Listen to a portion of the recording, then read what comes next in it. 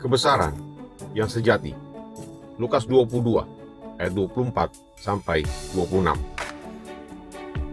Terjadilah juga pertengkaran di antara murid-murid Yesus.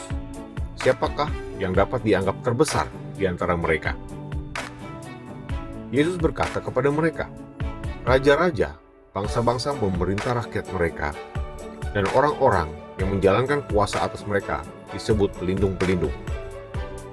Tetapi kamu tidaklah demikian, melainkan yang terbesar di antara kamu hendaklah menjadi sebagai yang paling muda dan pemimpin sebagai pelayan.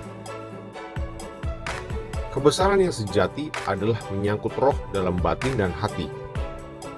Sifat itu terlihat dalam hidup seseorang yang menampakkan kasihnya bagi Kristus dalam kerendahan hati yang tulus, dalam kerinduan untuk melayani Tuhan dan sesama manusia, dan dalam kerelaan untuk dipandang sebagai yang paling tidak penting di dalam kerajaan Tuhan.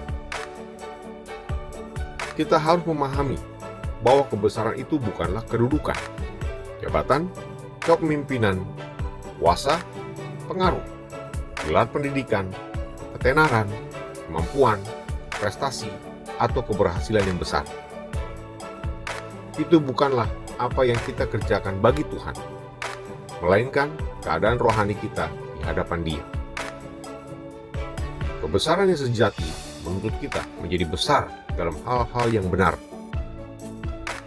Kita perlu belajar untuk menjadi besar di dalam iman, kerendahan hati, watak yang saleh, hikmat, penguasaan diri, kesabaran, dan kasih. Itu berarti memiliki kebesaran Kristus yang mencintai keadilan dan membenci kefasikan. Kebesaran yang sejati menyangkut kasih yang sepenuh hati dan penyerahan diri kepada Tuhan. Itu menuntut untuk terus mengabdi dan setia dimanapun Tuhan memutuskan untuk menempatkan kita. Karena itu, dalam pandangan Tuhan, yang terbesar di dalam kerajaannya adalah mereka yang memiliki kasih yang terbesar bagi Dia dan komitmen kepada firman yang dinyatakan. Mengenai mereka yang dipilih untuk memimpin dalam gereja Kristus, mengatakan bahwa mereka harus memimpin sebagai hamba, sambil menolong yang lain untuk memenuhi kehendak Tuhan bagi hidup mereka. Mereka tidak boleh menyalahgunakan atau mengkhianati kedudukan mereka dengan cara mencari ketenaran, kuasa, kemakmuran, atau hak-hak istimewa yang khusus.